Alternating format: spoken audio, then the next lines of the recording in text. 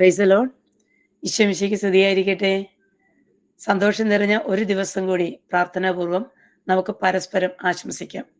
ഇന്ന് നമ്മൾ ഒരുമിച്ച് പ്രാർത്ഥിക്കുന്നത് നമ്മുടെ എഫാത്ത ഗ്രൂപ്പിലേക്ക് പലപ്പോഴും വിദേശത്തു നിന്നും സ്വദേശത്തു നിന്നും ഒത്തിരി ആകുലപ്പെട്ട് ഉത്കണ്ഠ നിറഞ്ഞ പല വ്യക്തികളും ഭയപ്പെട്ടിരിക്കുന്ന ചില നിമിഷങ്ങളിൽ പ്രാർത്ഥനാ സഹായം ചോദിക്കുമ്പോൾ ഒറ്റമൂലിയായ ചില തിരുവചനങ്ങൾ കൊടുത്ത് അവരെ ശക്തിപ്പെടുത്താറുണ്ട്. ഇന്ന് ആ ഒറ്റമൂലി പ്രാർത്ഥനയാണ് ഇന്ന് നമ്മൾ പ്രാർത്ഥിക്കുന്നത്.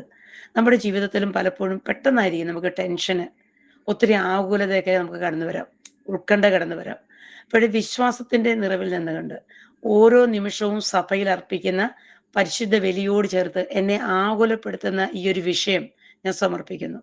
ഈ തിരുവചനത്തിന്റെ ശക്തിയാൽ എന്നിലുള്ള ആകുലതയും ഉത്കണ്ഠയും എടുത്തു മാറ്റി അഭിഷേകമുള്ള നല്ല വ്യക്തിയാക്കി എന്നെ മാറ്റണമെന്ന് വിശ്വാസം നമുക്ക് പ്രാർത്ഥിച്ചുകൊണ്ട് മത്തായിയുടെ സുവിശേഷം 6-ാം അധ്യായം 25-ാമത്തെ തിരുവചനം നമുക്ക് സ്വന്തമാക്കാം.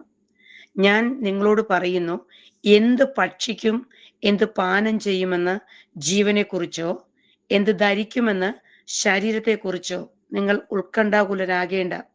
ഭക്ഷണത്തേക്കാൾ ജീവനും വസ്ത്രത്തേക്കാൾ ശരീരവും ശ്രേഷ്ഠമല്ലേ. ഈ വചനം ഒന്നുകൂടെ ആവർത്തിച്ച് നിങ്ങൾ നോക്കണം. നമ്മളോട് വിശ്വാസത്തോടുകൂടി തമ്പുരാൻ തന്നിരിക്കുന്ന വലിയ വചനമാണിത്. യേശു നമ്മുടെ കൂടെയുണ്ട്.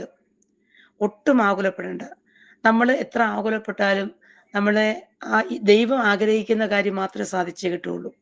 ഇന്ന് നിങ്ങളുടെ ആകുലതയും ഉത്കണ്ഠയൊക്കെ വിശ്വാസത്തോടുകൂടി ഈ വചനത്തോട് ചേർത്ത് വെച്ച് പ്രാർത്ഥിച്ചാൽ നിങ്ങൾക്ക് അത്ഭുതകരമായ വലിയ നിമിഷങ്ങൾക്ക് സ്വന്തമാക്കാൻ പറ്റും.